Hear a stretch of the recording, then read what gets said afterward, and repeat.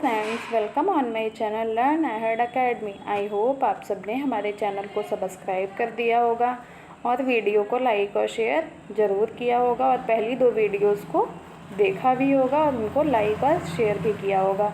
अगर नहीं किया है तो प्लीज़ हमारे चैनल को सब्सक्राइब करिए, वीडियो को लाइक और शेयर ज़रूर करिए और हमारे हौसले को बढ़ाते रहिए। मैं संध्या मिश्रा आप सबके लिए लेकर आई हूँ इंडियन इकोनॉमी की 3rd क्लास, जिसमें आज हम 2 टॉपिक को डिस्कस करेंगे।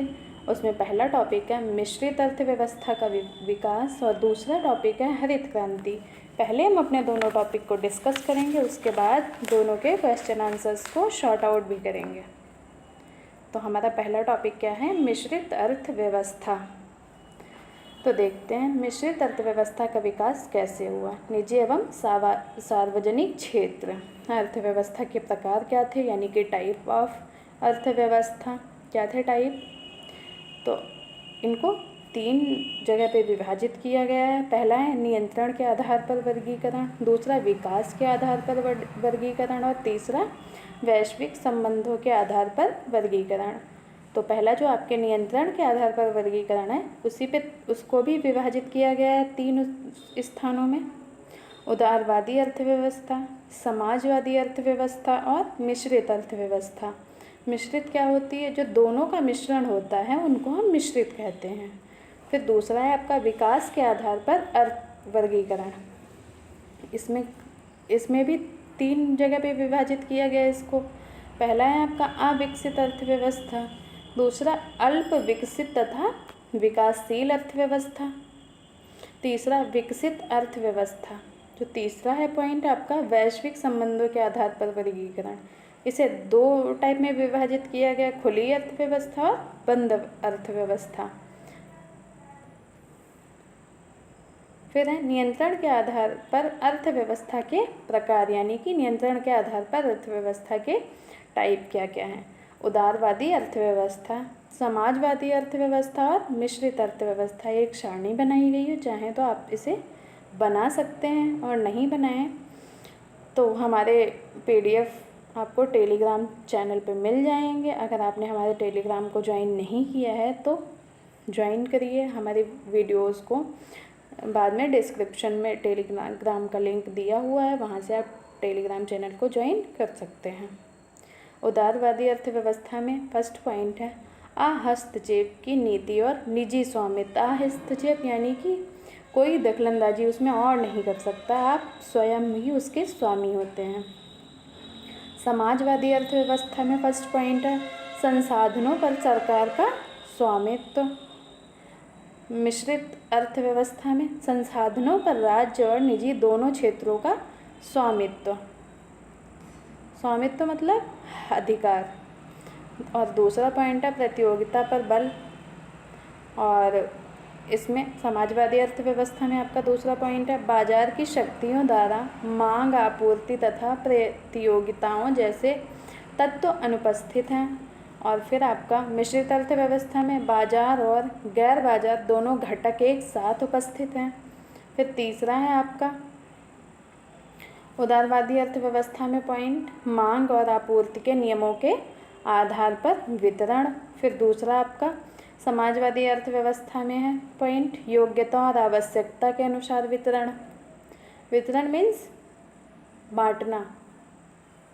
मिश्रित अर्थव्यवस्था में आपका तीसरा पॉइंट है मिश्रित मूल्य पद्धति, सरकारी हस्तक्षेप या नियमन। और चौथा पॉइंट है आपका बाजार की शक्तियाँ केंद्र में निहित होती हैं। दूसरा और आपका इसमें समाजवादी अर्थव्यवस्था में आपका चौथा पॉइंट है राज्य की कल्याणकारी भावना, निजी स्वामित्व की अवधारणा विद्यमान रहती है। ये किसका पॉइंट है? मिश्रित अर्थव्यवस्था का। सार्वजनिक क्षेत्र और निजी क्षेत्र में अंतर। सार्वजनिक क्या होता है? जिसमें आप सब मिल कर के करते हैं, यानी कि जिसको सब लोग यूज़ करते हैं उसे सार्वजनिक कहते हैं। क्या कहते हैं उसे? सार्वजनिक। और निजी जिसमें सिर्फ एक पर्सन ही उसको यूज़ कर सकता है उसको निजी कहते हैं। तो सार्वजनिक में फर्स्ट पॉइंट है परिसंपत्तियों पर सरकार का नियंत्रण होता है। निजी में परिसंपत्तियों पर निजी स्वामित्व होता है, यानी कि सिर्फ एक आदमी का ही हक होता है। फिर दूसरा पॉइंट है, सभी सेवाएं सरकार उपलब्ध करवाती है। निजी क्षेत्र में इसमें वस्तुएं एक व्यक्ति या कंपनी उपलब्ध कराती है, क्योंकि ये सिर्फ एक ही बंदे का होता है। फिर इसका तीसरा पॉइंट है, इसका उद्देश्य अधिकतम सामाजिक कल्याण होता है, और इसका है अधिकतम लाभ कमाना इसका उद्देश्य होता है। और फिर इसमें आपका चौथा पॉइंट है, रोजगार की सुरक्षा प्रदान की जाती है, और निजी में आपका रोजगार व श्रमिक असुरक्षित होते हैं। अब है आपका इसमें क्वेश्चंस हैं टॉपिक के मिश्रित अर्थव्यवस्था का। फर्स्ट है आपका क्वेश्चन, मानव पूंजी में निवेश किसके द्वारा किया जा सकता है? मानव पूंजी में निवेश किसके द्वारा किया जा सकता है? तो आपका ऑप्शन नंबर डी सही हो जाएगा, सभी तीनों। फर्स्ट आपका शिक्षा, दूसरा आपका प्रशिक्षण, और तीसरा चिकित्सा देखरेख। मानव पूंजी में निवेश का आर्थिक विकास से सकारात्मक संबंध है। मानव पूंजी में निवेश में उत्पादकता में वृद्धि के साथ साथ उत्पादन भी तीव्र दर के साथ बढ़ता है, अतः यह आर्थिक विकास का मूल स्रोत है। मानव पूंजी को नौकरी, प्रशिक्षण और शिक्षा के माध्यम से प्राप्त कौशल प्रशिक्षण और स्वास्थ्य के रूप में वर्णित किया जाता है। अब आपका दूसरा क्वेश्चन है, NFWP का तात्पर्य है। NFWP का तात्पर्य है, तो क्या है NFWP का तात्पर्य? तो आप इसका आपका ऑप्शन नंबर डी सही हो जाएगा, national food for work programme. क्या है? National food for work programme, राष्ट्रीय कार्य के बदले भोजन कार्यक्रम। राष्ट्रीय कार्य के बदले भोजन कार्यक्रम, जिसे योजना आयोग ने ग्रामीण विकास मंत्रालय और राज्य सरकारों के समन्वय से 14 नवंबर 2004 को देश के 150 सबसे पिछड़े जिलों के लिए शुरू किया था। किसके लिए शुरू किया था? देश के 150 सबसे पिछड़े जिलों के लिए शुरू किया था।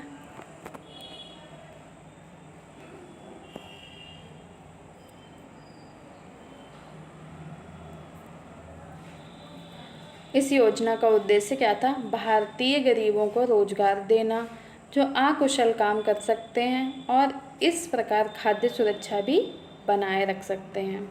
फिर है आपका तीसरा क्वेश्चन, निम्न में से कौन सा भारतीय अर्थव्यवस्था में सर्वाधिक श्रम अवशोषक क्षेत्र है? निम्न में से कौन सा भारतीय अर्थव्यवस्था में सर्वाधिक श्रम अवशोषक क्षेत्र है? तो कौन सा है? ऑप्शन नंबर आपका डी सही हो जाएगा, प्राथमिक क्षेत्र।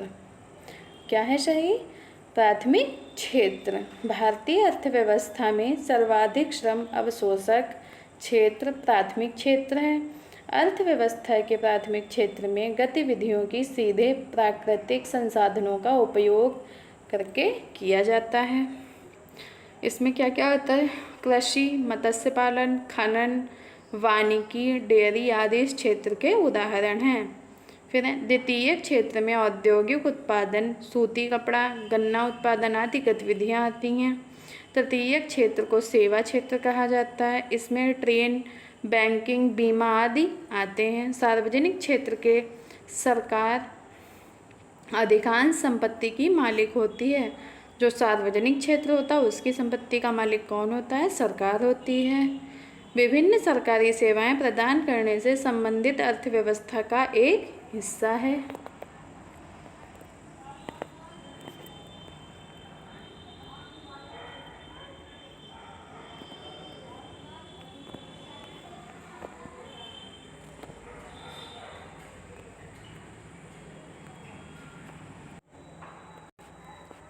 अब है आपका फोर्थ क्वेश्चन, सर्व शिक्षा अभियान का उद्देश्य किस आयु समूह के बच्चों को प्रोत्साहित करना है? तो किस आयु के बच्चों को प्रोत्साहित करना? 6 से 14 वर्ष के। 6 से 14 वर्ष को बच्चों को प्रोत्साहित करना है। इसका संचालन मानव संसाधन विकास मंत्रालय करता है। कौन करता है? मानव संचालन विकास मंत्रालय, और अब इस टाइम में कौन कर रहा है? शिक्षा मंत्रालय। इसकी शुरुआत कब की गई? 2000 से 2001 में हुई।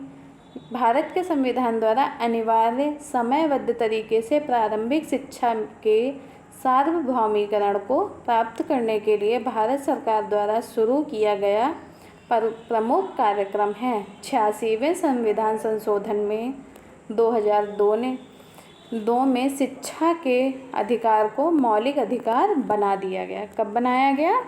शिक्षा के अधिकार को मौलिक अधिकार कब बनाया गया? 86वें संविधान संशोधन के तहत शिक्षा के अधिकार को मौलिक अधिकार बना दिया गया, जिसमें किस वर्ष के बच्चों को मुफ्त शिक्षा मिलेगी? 6 से 14 वर्ष के बच्चों को शिक्षा मुफ्त मिलेगी और शिक्षा अनिवार्य रूप से प्रदान की जाएगी। अब है आपका 5वां क्वेश्चन, आर्थिक सर्वेक्षण किसके द्वारा प्रकाशित होता है? आर्थिक सर्वेक्षण किसके द्वारा प्रकाशित होता है? तो आपका ऑप्शन नंबर डी सही है, वित्त मंत्रालय द्वारा। किसके द्वारा? वित्त मंत्रालय द्वारा। आम बजट से एक दिन पहले लाया गया दस्तावेज आर्थिक सर्वेक्षण को वित्त मंत्रालय द्वारा प्रकाशित करता है। क्या है? आम बजट से एक दिन पहले लाया गया दस्तावेज यानी कि डॉक्यूमेंट भारतीय आर्थिक सर्वेक्षण को वित्त मंत्रालय द्वारा प्रकाशित करता है। यह सर्वेक्षण पिछले 1 साल के दौरान देश के आर्थिक प्रदर्शन की विस्तृत रिपोर्ट है। आर्थिक सर्वेक्षण मुख्य आर्थिक सलाहकार के मार्गदर्शन में तैयार किया जाता है और केंद्रीय बजट की घोषणा से एक दिन पहले संसद के दोनों सदनों में प्रस्तुत किया जाता है। कहाँ प्रस्तुत किया जाता है? संसद के दोनों सदनों में प्रस्तुत किया जाता है। अब आपका है 6ठा क्वेश्चन, सेवा के क्षेत्र का दूसरा नाम क्या है? सेवा के क्षेत्र का दूसरा नाम क्या है? तो ऑप्शन नंबर आपका ए सही हो जाएगा। तृतीयक, सेवा क्षेत्र का दूसरा नाम तृतीयक क्षेत्र है। क्या है? तृतीयक क्षेत्र। और कृषि को प्राथमिक तथा उद्योग को द्वितीयक क्षेत्र कहते हैं। सेवा के क्षेत्र को क्या कहते हैं? तृतीयक। कृषि के क्षेत्र को प्राथमिक और उद्योग के क्षेत्र को द्वितीयक कहते हैं। जीडीपी को 3 क्षेत्रों में विभाजित किया गया। किसको विभाजित किया गया? जीडीपी को 3 क्षेत्रों में विभाजित किया गया, और वो कौन कौन से थे? प्राथमिक में कौन आता है? कृषि आता है। द्वितीयक में कौन आता है? उद्योग। फिर आता है तृतीयक में कौन आता है? सेवा क्षेत्र। किसको विभाजित किया गया था? जीडीपी को। अब आपका है 7वां क्वेश्चन, किसके बढ़ने के फलस्वरूप निजी निवेश में वृद्धि की अधिक संभावना होगी? किसके बढ़ने के फलस्वरूप निजी निवेश में वृद्धि की अधिक संभावना होगी? तो ऑप्शन नंबर आपका सी सही हो जाएगा। नई पूंजी पर अनुमानित प्राप्ति। नई पूंजी पर अनुमानित प्राप्ति कौन सा ऑप्शन है? Option number C. निजी निवेश में वृद्धि की अधिकांश संभावना कब होती है? नई पूंजी पर अनुमानित प्राप्ति जब होती है तभी।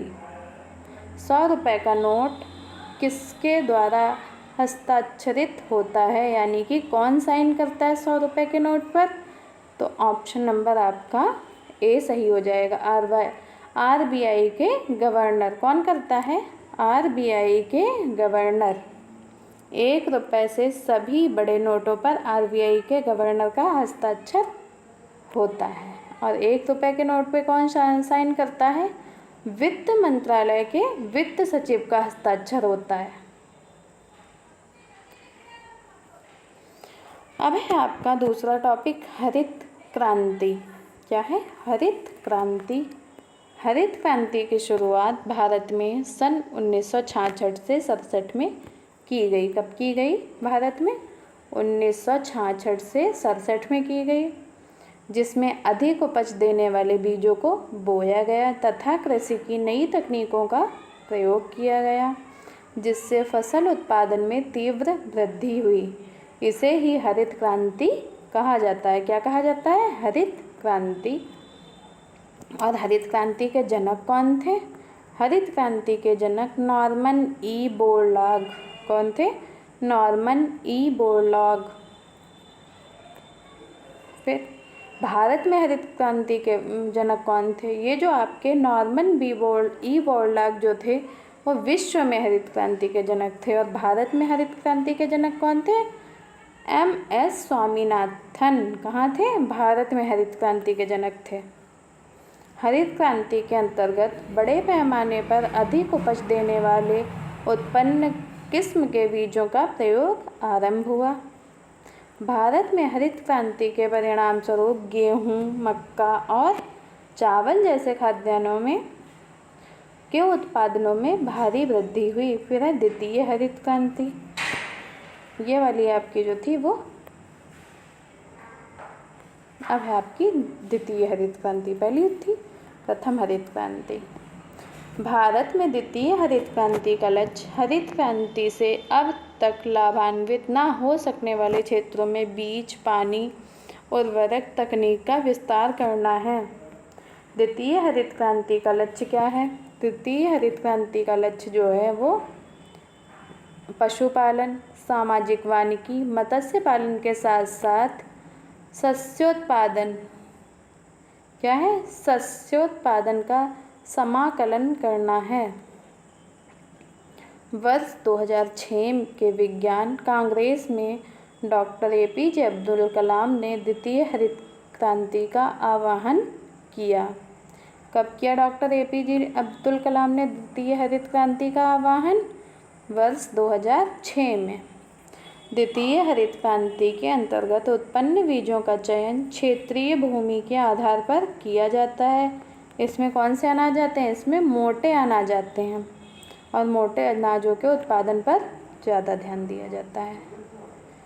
द्वितीय हरित क्रांति के अंतर्गत जैव प्रौद्योगिकी तथा आनुवांशिक engineering, biotechnology and genetic engineering के प्रयोग द्वारा अधिक उत्पादकता एवं गुणवत्तापूर्ण बीजों के विकास पर ध्यान दिया गया। किस पर ध्यान दिया गया? जैव प्रौद्योगिकी तथा आनुवांशिक इंजीनियरिंग पर। द्वितीय हरित क्रांति में टपकन सिंचाई एवं फव्वारा सिंचाई जैसी सिंचाई के उन्नत एवं पर्यावरणीय दृष्टि से अनुकूल संसाधनों के उपयोग पर जोर दिया गया। कृषि क्षेत्र में हुई विभिन्न क्रांतियाँ। तो पहली क्रांति आपकी है हरित क्रांति। हरित क्रांति का खाद्यान्न उत्पादन करती है। श्वेत क्रांति में क्या आता है? दुग्ध उत्पादन। पीली क्रांति में तिलहन उत्पादन।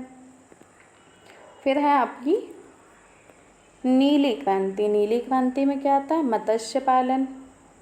लाल क्रांति में मांस एवं टमाटर उत्पादन।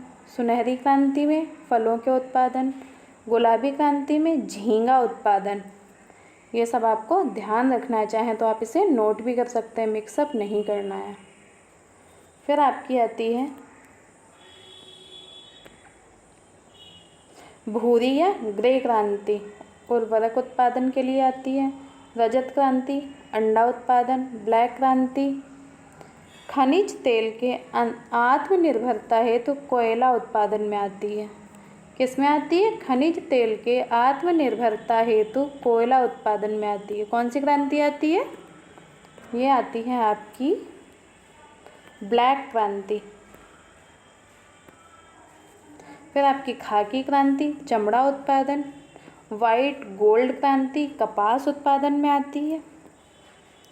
फिर आती है आपकी स्वर्ण रेशा क्रांति, ये आती है जूट उत्पादन में। स्वर्ण क्रांति बागवानी, फलोत्पादन में, फलों का उत्पादन में। गोल्ड क्रांति आलू उत्पादन में। ग्रीन गोल्ड क्रांति चाय उत्पादन में। हरित सोना क्रांति बांस उत्पादन में। सदाबहार क्रांति जैव तकनीकी में। ये सब आपको ध्यान रखना है। तो अब हम करेंगे इससे रिलेटेड क्वेश्चंस। फर्स्ट क्वेश्चन है आपका, कौन सा संगठन ऑपरेशन ग्रीन को कार्यान्वित करता है? कौन सा संगठन ऑपरेशन ग्रीन को कार्यान्वित करता है? कौन सा संगठन करता है? ऑप्शन नंबर आपका डी सही हो जाएगा। NAFED ऑपरेशन ग्रीन का कार्यान्वयन NAFED करता है, national agriculture cooperative marketing federation of India द्वारा की जाती है। केंद्रीय बजट 2018-19 में कब हुआ? 2018 और 19 में किसान उत्पादक संगठनों एवं कृषि लॉजिस्टिक का बढ़ावा देने के लिए 500 करोड़ रुपए के परिव्यय के साथ ऑपरेशन फ्लड की तर्ज पर, किसके तर्ज पर? फ्लड की तर्ज पर, ऑपरेशन फ्लड की तर्ज पर ऑपरेशन ग्रीन्स की घोषणा की गई। किसकी घोषणा की गई? ऑपरेशन ग्रीन्स की घोषणा की गई। इसमें क्या आता है? इसमें आता है आपका टमाटर, प्याज और आलू की फसलों की आपूर्ति को स्थिर करना, उनके साथ साथ उपलब्धता सुनिश्चित करने का लक्ष्य निर्धारित किया गया। इसका उद्देश्य 2022 तक किसानों की आय को दोगुना करना था। NAFED की स्थापना कब की गई? 1958 ईस्वी में हुई। और इसका हेडक्वार्टर कहाँ है? इसका हेडक्वार्टर नई दिल्ली में है। ये सब आपको याद रखना है। ये सब एग्ज़ाम के लिए इम्पॉर्टेंट क्वेश्चन हैं। उत्तर प्रदेश के, आपका सेकंड क्वेश्चन है, उत्तर प्रदेश के मुख्य प्रकार की फसलें हैं। उत्तर प्रदेश में मुख्य प्रकार की फसलें हैं, तो कौन सी फसलें हैं? ऑप्शन नंबर आपका ए सही हो जाएगा। ऑप्शन नंबर आपका ए राइट आंसर है। रबी फसलें, खरीफ फसलें और जायद फसलें। अब है आपका थर्ड क्वेश्चन, भारतीय हरित क्रांति के दौरान निम्नलिखित में से किन अनाजों का अत्यधिक उत्पादन किया जाता है? क्या है आपका थर्ड क्वेश्चन? भारतीय हरित क्रांति के दौरान निम्नलिखित में से किन अनाजों का अत्यधिक उत्पादन किया गया था? तो ऑप्शन नंबर आपका सी सही हो जाएगा। कौन सी? गेहूँ और चावल।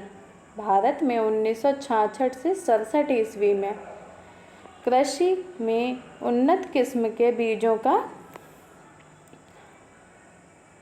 को अपनाने, रासायनिक खादों के प्रयोग तथा बहुफसली कार्यक्रम के फलस्वरूप खाद्यान्न उत्पादन में तीव्र वृद्धि को हरित क्रांति की संज्ञा दी गई। हरित क्रांति के सूत्रपात्र का श्रेय नोबेल पुरस्कार से सम्मानित कृषि वैज्ञानिक नॉर्मन बोरलॉग को है। और ये नॉर्मन बोरलॉग जो हैं, इन्होंने विश्व में हरित क्रांति का उत्पादन किया था।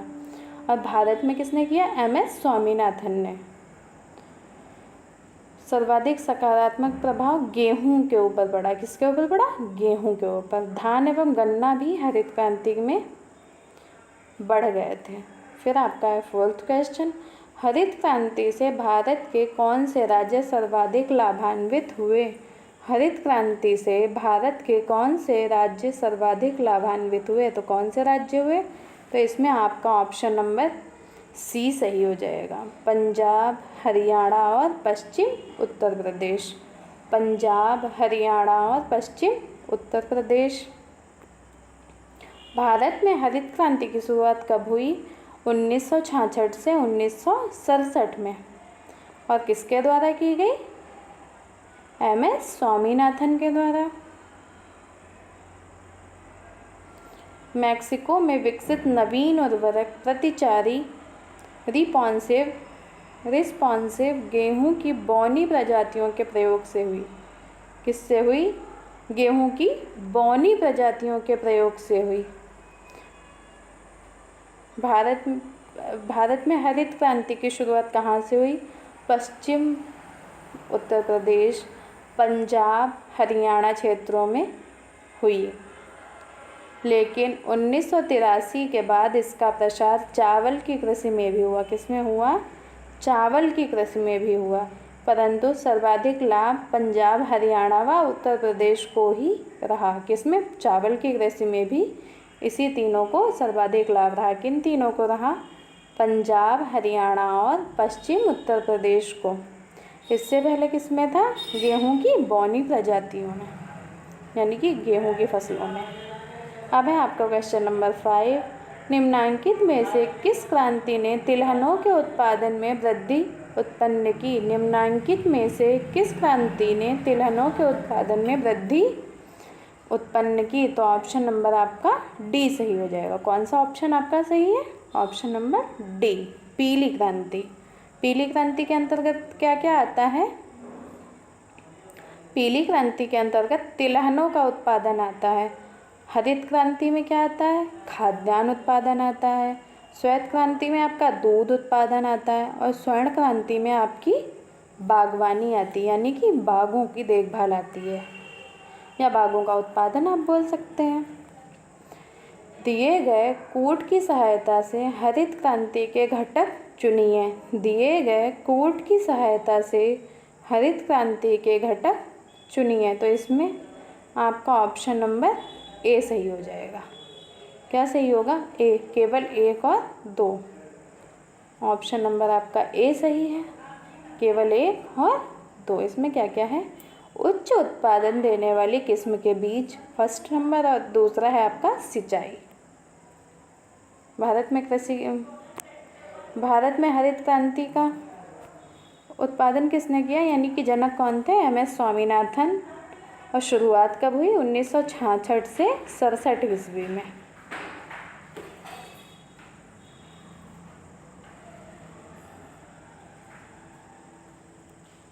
अब है आपका 7वां क्वेश्चन। 7वां क्वेश्चन है आपका, भारत में हरित क्रांति के प्रणेता कौन थे? भारत में हरित क्रांति के प्रणेता कौन थे? ये हम आपको कई बार रिपीट कर चुके होंगे और आपको अच्छे से आता भी होगा। ऑप्शन नंबर आपका सी सही है, MS स्वामीनाथन। कौन थे? MS स्वामीनाथन। और कहाँ थे? भारत में। और विश्व में कौन थे? Norman Borlaug. विश्व में इसके जन्मदाता कौन थे? Norman Borlaug. और भारत में इसकी शुरुआत कब हुई? 1966 से 1967। 1966 से 1967। और सबसे